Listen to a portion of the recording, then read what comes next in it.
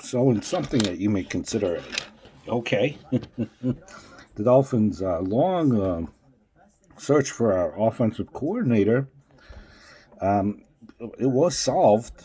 I guess you could call it thinking outside of the box, for lack of a better word.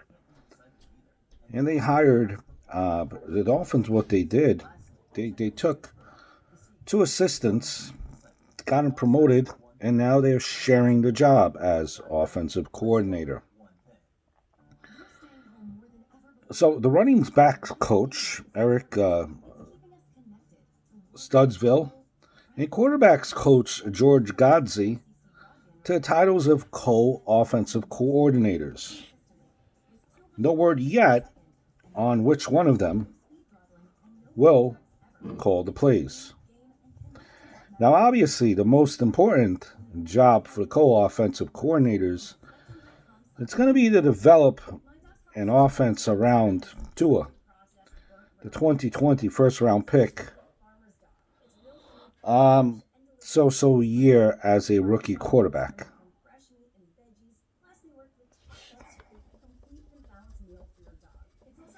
So, so basically, we waited months to hear what young, innovative, and creative minds would be hired as our next offensive coordinator. It had to be a successful up-and-comer from one of the remaining playoff teams, right? I mean, would it be Lombardi, who was hugely successful with the Saints and Drew Brees? A seemingly perfect fit, since we like to hope we have the next Drew Brees on our roster. Or would it be Ken Dorsey, a guy who, along with Brian DeBall, did some great stuff this year with the Bills? This could be a great choice, as it would seemingly weaken our division rival at the same time. Maybe he will be a coach from one of the Super Bowl teams. Seemed the possibilities were endless, honestly. But what do we ultimately choose to do? Promote two guys from a pretty anemic offense. Our own. Can't even decide on one guy. Let's flip a coin for goodness gracious here. Is this really the best that we could do? Sometimes it seems the more things change, the more they stay the same. Right?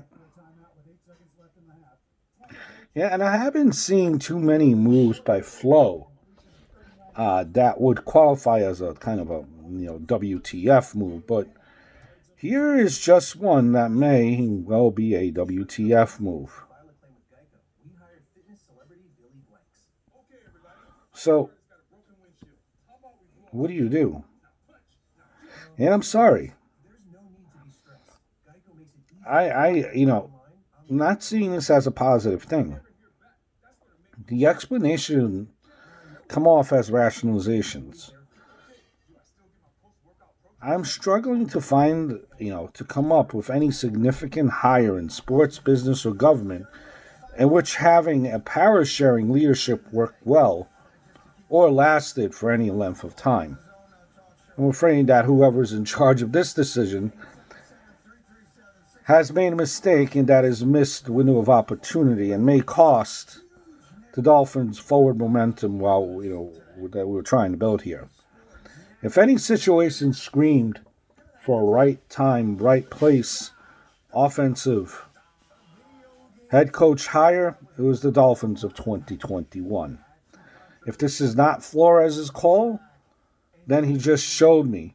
Rather, if this is Flores' call, then he just showed me that he does not have the talent or the insight to choose on a critical coaching hire. He could still be a great X's and O coach, a team organizer and motivator. But recruiting and hiring people is a skill set like any other. And this might not be Flores' strength. It might be a weakness. It's also compounded by his willingness to fire and quickly pull the trigger. Knowing what is not working, but not knowing what works seems like a waste of time. and energy. If it was Greer's decision, then he just punted. Kind of a shame. But here we are.